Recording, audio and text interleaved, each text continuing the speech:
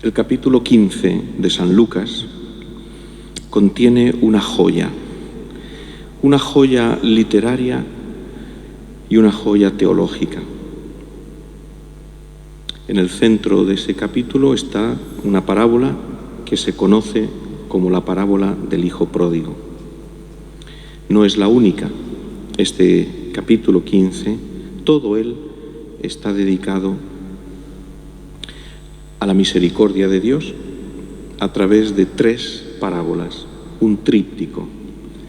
La primera, la oveja perdida; la segunda, también de la dracma perdida, la moneda, que una mujer encuentra después de barrer toda la casa; y por último, la parábola del hijo pródigo, como así la conocemos. ¿Por qué esta parábola? ¿Cuál es el contexto? ¿Cuál es la motivación? Nos lo da el primer versículo del capítulo, que dice: solían acercarse a Jesús todos los publicanos y los pecadores a escucharlo. Y los fariseos y los escribas murmuraban, diciendo: ese acoge a los pecadores y come con ellos. Nos presenta aquí ya en el primer versículo 2 tipos de personajes. Primero, los pecadores y los publicanos, que escuchan a Jesús. Vienen todos a escuchar a Jesús, y son pecadores y son publicanos. Y en cambio, los fariseos y los escribas murmuraban de Jesús. En vez de escucharle, murmuraban. Esto mismo, la murmuración, es lo que hacía el pueblo de Israel contra Dios en Egipto, en el desierto. Cuando el pueblo de Israel, atravesando el desierto, pasaba hambre, pasaba sed, y entonces se quejaba a Dios y murmuraba contra Dios.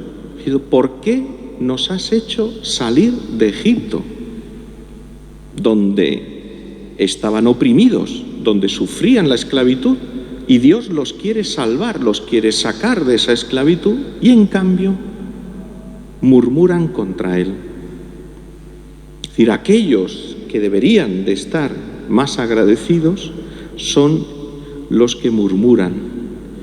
Y la razón es porque acoge a los pecadores y come con ellos. ¿Qué significa comer? Algo que podemos entender perfectamente.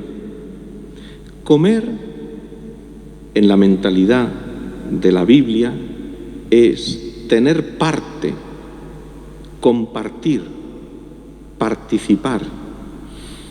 Por lo tanto, le están diciendo a Jesús: tú tienes parte con los pecadores, tú participas de ellos, tú te juntas con ellos, y por lo tanto, si comes con pecadores, ya no puedes participar en ningún acto de culto, en ningún acto religioso, porque estás impuro.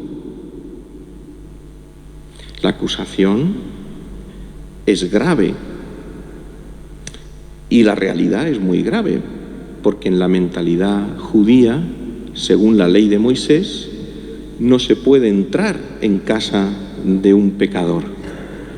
Por eso, cuando Jesús fue juzgado y lo llevaron al pretorio, las autoridades, los sumos sacerdotes, se quedaron fuera del pretorio para no contaminarse entrando en la casa del procurador romano, Poncio Pilato, y así poder celebrar la Pascua.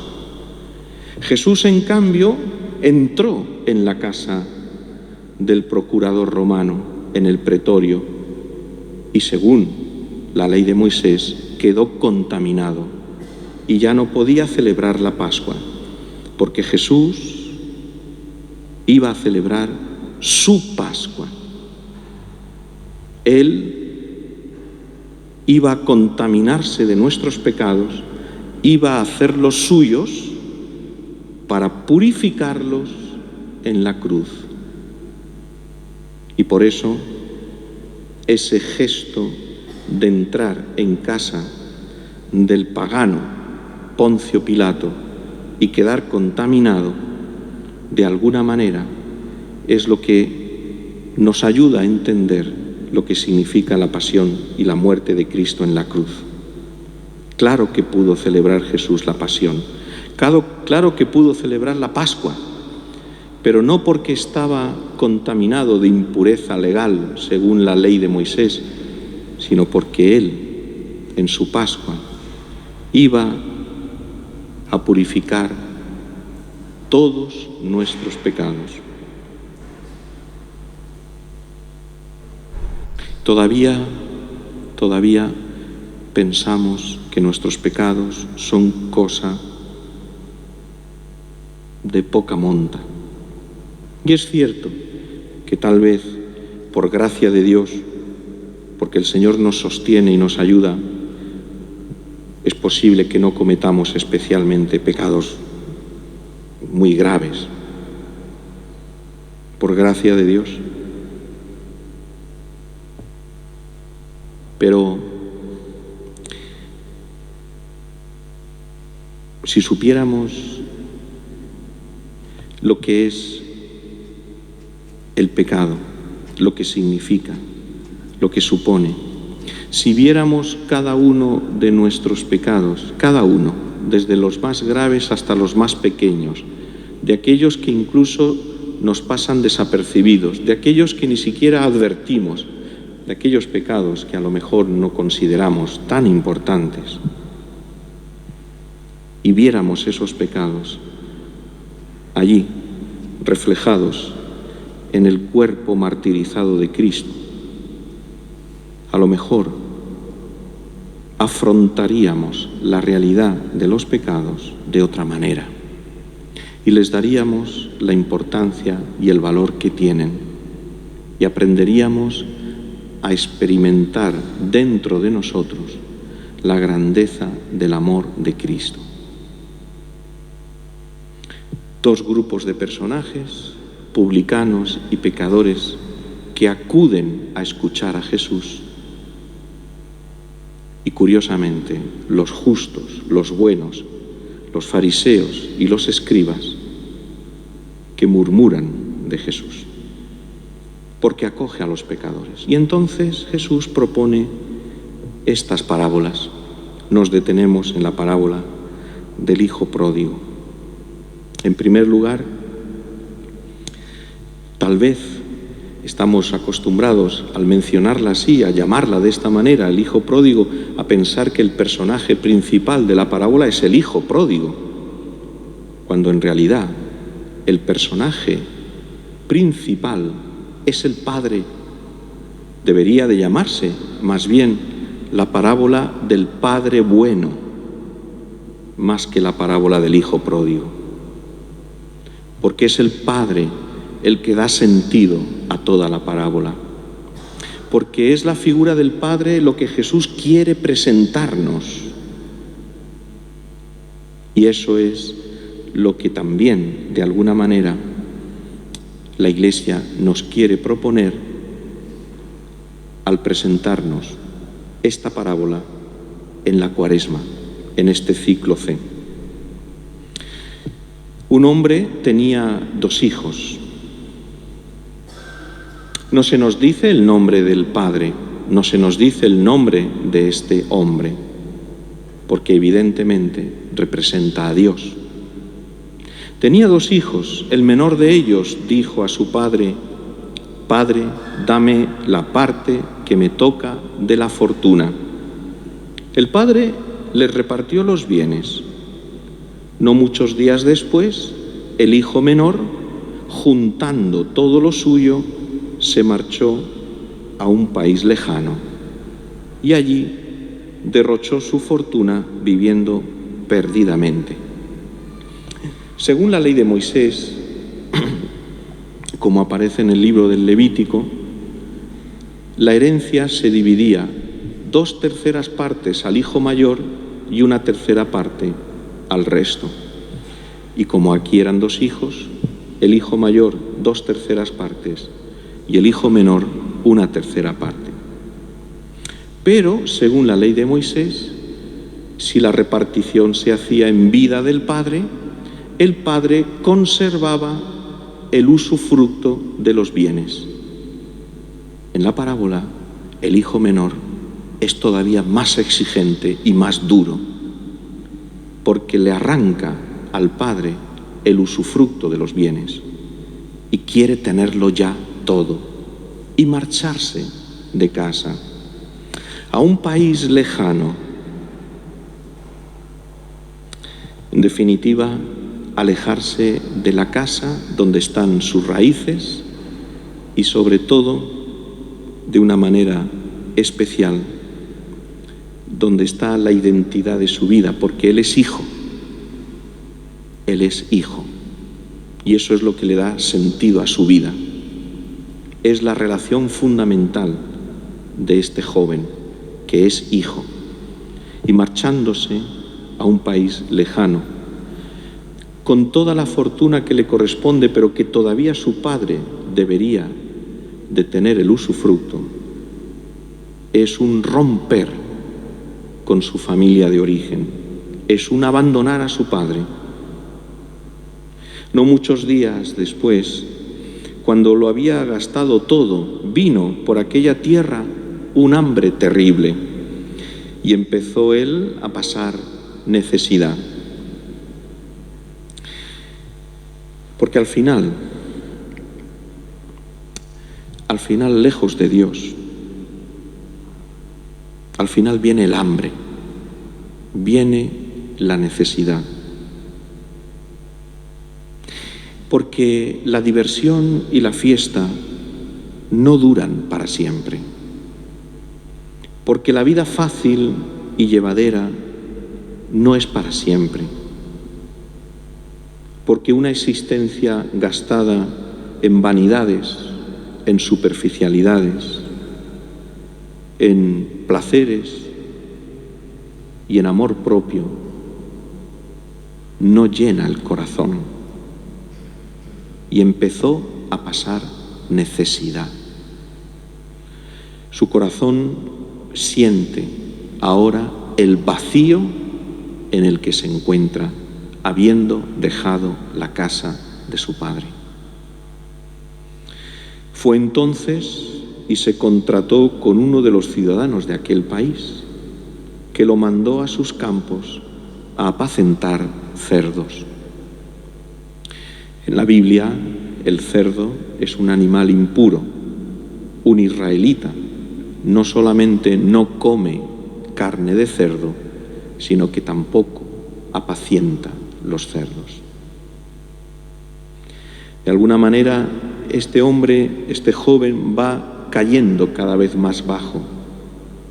De la dignidad que tenía de hijo en la casa del padre, ahora acaba apacentando cerdos. Y por lo tanto se convierte en un hombre impuro. Y así no puede participar en ninguna celebración religiosa. Es lo último, es el momento más bajo, es el desastre de una vida desorientada, perdida, malgastada, sin horizonte, en la oscuridad de verse en el momento de la necesidad, pidiendo alimentarse de las algarrobas que comían los cerdos. Pero nadie le daba nada. ¿Qué quiere decir esta expresión? Compartir la comida, como hemos visto, al final es una relación de amistad. Es siempre alguien con el que se tiene amistad que te hace partícipe de su comida. Y esa situación en la que se encuentra, que le lleva a no tener ni siquiera a nadie que le comparta la comida, es que no tiene a nadie, está solo, es la soledad del que al final, dejando la casa del Padre, se encuentra en su miseria, en su necesidad y en su soledad absoluta. Ahora, en este momento, en esa situación, pasa algo. Y es la conciencia. La conciencia es algo muy grande. Dios nos ha hecho muy bien. Y en la conciencia, en el corazón y más interior, en la parte más interna y más profunda de nuestra alma, siempre resuena la voz de Dios. Y dice el Evangelio que recapacitando, traduce un verbo griego que es volver en sí, entrar en sí mismo. Se dijo: ¿cuántos jornaleros de mi Padre tienen abundancia de pan, mientras yo aquí me muero de hambre? ¿Qué quiere decir? Entrando dentro de Él, ese recapacitar. ¿Qué es lo que encuentra Él en su interior? Y aquí está lo grande. Encuentra una pequeña luz, y es el recuerdo, la memoria de la casa de su Padre, de lo que Él era, de su dignidad. Esa dignidad que ha estado manchada, ensuciada, pisoteada y despreciada por Él mismo. Pero en la conciencia, donde todavía Dios habla a nuestro corazón, el joven empieza a descubrir una luz de esperanza, porque empieza a recordarse de esa dignidad que tenía antes. Y le lleva a tomar una resolución, porque al final, también en nuestra vida cristiana, tenemos que tomar una decisión. Tú ves con claridad que hay algo que el Señor te pide. Hazlo.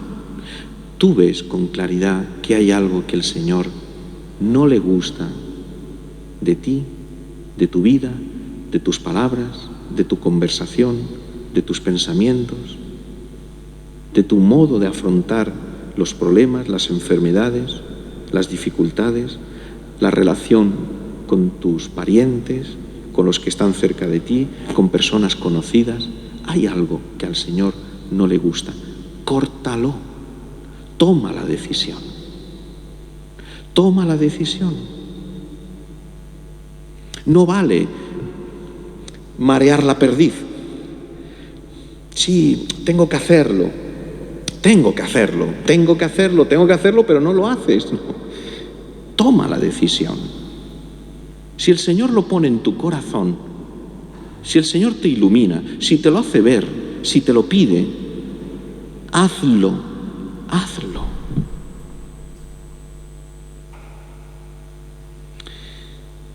Me levantaré, dice el joven rico. El verbo, el mismo verbo que se utiliza para la resurrección.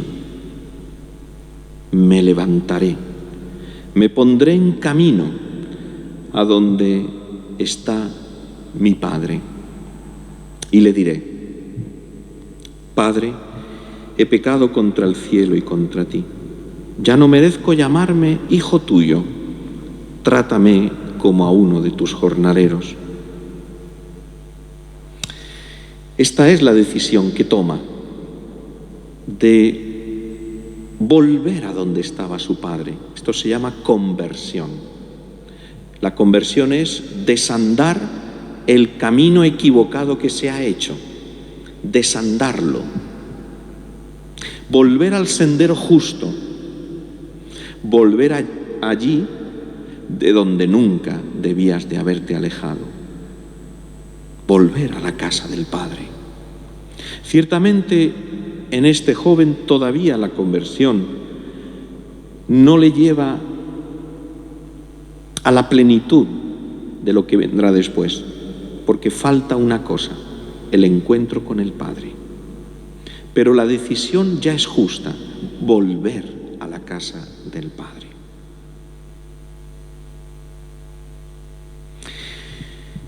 Y esto es para toda nuestra vida.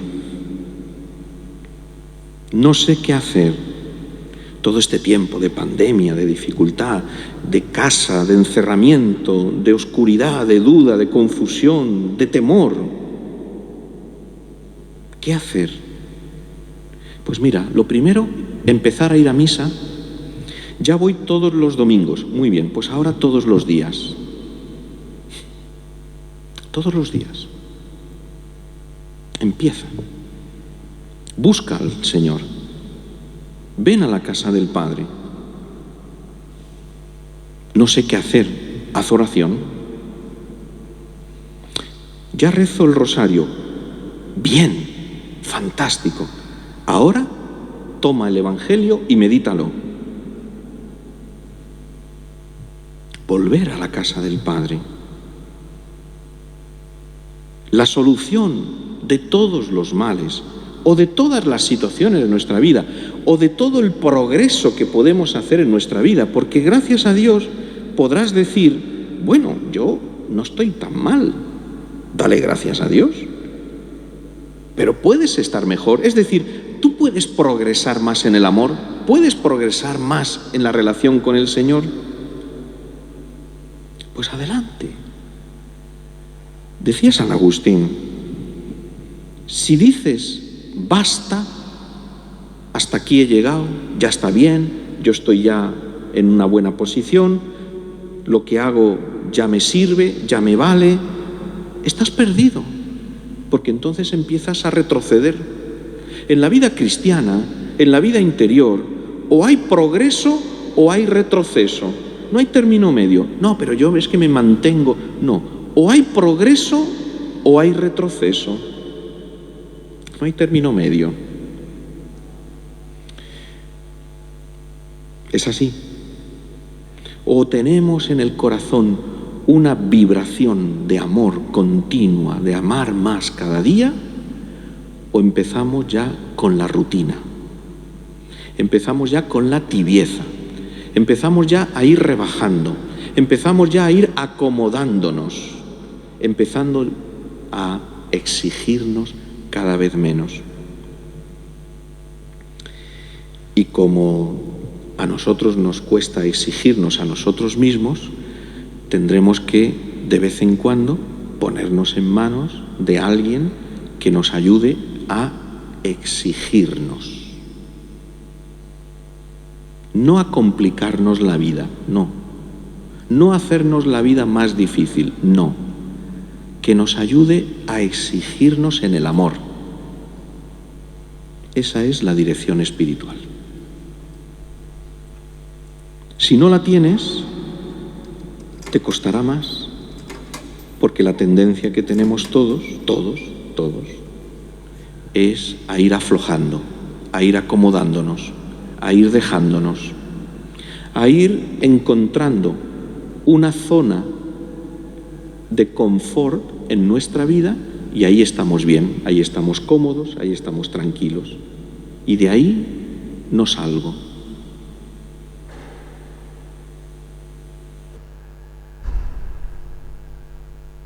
Todavía el hijo, el joven, se ve indigno del Padre. Ya no merezco llamarme hijo tuyo. Trátame como a uno de estos jornaleros. Y es que el hijo pródigo, todavía no conoce a su padre.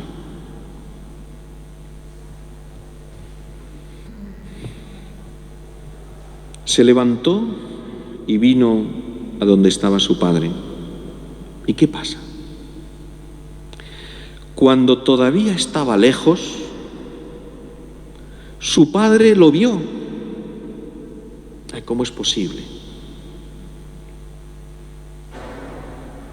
Cuando todavía estaba lejos, su padre lo vio. Porque su padre todos los días estaba esperando su regreso. Y el corazón del padre lo vio antes con el corazón que con los ojos. Y seguramente todas las mañanas salía de casa y se adentraba en el camino a ver si ese día por fin volvía su hijo. Y un día, y otro día, y otro día, y otro día, hasta que por fin llegó ese día de gracia y de salvación. Cuando todavía estaba lejos, su padre lo vio y se le conmovieron las entrañas. Es una expresión que utiliza el Evangelio y la Biblia en general para referirse a Dios que ama con un amor maternal, con un amor de ternura. Y el Padre se le conmovieron las entrañas.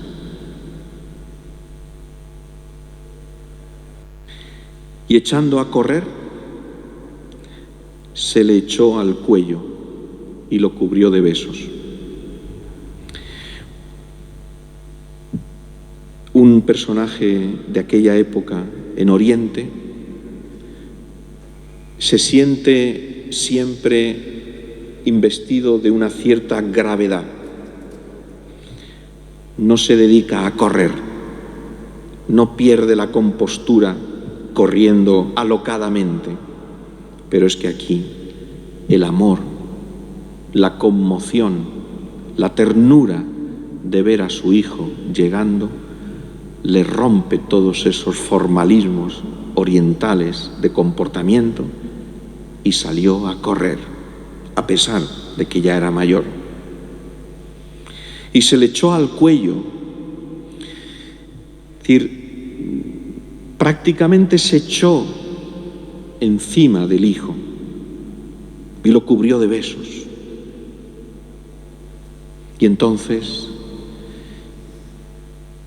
el hijo, sucio, indigno, después de haberlo ofendido al padre, lo que recibe es esos besos de su padre, esos abrazos. Y entonces el hijo empieza a recitar su arrepentimiento que había pensado antes, lo que había decidido decirle a su padre. Padre, he pecado contra el cielo y contra ti, ya no merezco llamarme hijo tuyo. Y ahora aquí viene la reacción del padre, y esto es el centro de la parábola, lo más importante. Está marcado por una serie de verbos. El padre dijo a sus criados, no le dejó terminar al hijo, porque le cortó. Cuando el hijo dijo, ya no merezco llamarme hijo tuyo, no le dejó terminar la frase. Tenía que haber añadido, trátame como a uno de tus jornaleros. Ya no merezco llamarme hijo tuyo. Y entonces le corta y le dice a sus criados, sacad enseguida la mejor túnica y vestídsela. Es la túnica que en las casas orientales se reserva para el invitado de honor. Ponedle un anillo en la mano. El anillo es el anillo de dueño de la casa. Con ese anillo se firman, se sellan las autorizaciones para comprar y para vender, para disponer de los bienes. Y sandalias en los pies. Los únicos que no llevaban sandalias eran los esclavos. los siervos. Es decir, el Padre le dice: es mi hijo, sigue siendo mi hijo. Porque este hijo estaba muerto y ha revivido, estaba perdido y lo hemos encontrado. Y por eso organizaron una fiesta. Esa fiesta es reflejo en la tierra de la fiesta que hay en el cielo por cada pecador que se convierte. Terminamos. Queda mucho todavía de la parábola, muchísimo, pero lo vais a ir meditando y así encontraréis muchas más cosas. Pero ¿qué pasa con el hijo pródigo? Que gracias al perdón de su padre, gracias al amor de su padre, a la ternura de su padre, ahora se da cuenta de quién es verdaderamente su padre, porque antes no lo conocía. Porque si lo hubiera conocido, no se hubiera ido. Ahora, gracias al perdón, se da cuenta de quién es su padre. Su mirada ha cambiado, sus ojos se han transformado. Ahora ha visto el verdadero rostro, el corazón auténtico de su padre. Y todo eso gracias al perdón. Era necesario que este hijo se fuera de casa y ofendiera a su padre de esa manera para que después pudiera reconocer y darse cuenta de quién era su padre. Y el hijo mayor se enfada con el padre, no con el hijo pródigo, con su hermano, se enfada con el padre. ¿Por qué? Porque el hijo mayor, a pesar de que está siempre con el padre, tampoco lo conoce y tampoco lo ama. Porque no lo conoce y está siempre con él, está a su lado, no se ha ido de casa, no le ha ofendido. Pero está claro que no conocía a su padre. Hay un tercer hijo, pero esto ya es fantasía. Y es un tercer hijo de este padre que cuando el hijo menor se va de casa y tarda en llegar y se pierde, le dice a su padre: Padre, no sufras, iré yo a buscar a mi hermano y te lo traeré. Y ese hermano, ese hijo, es Jesucristo.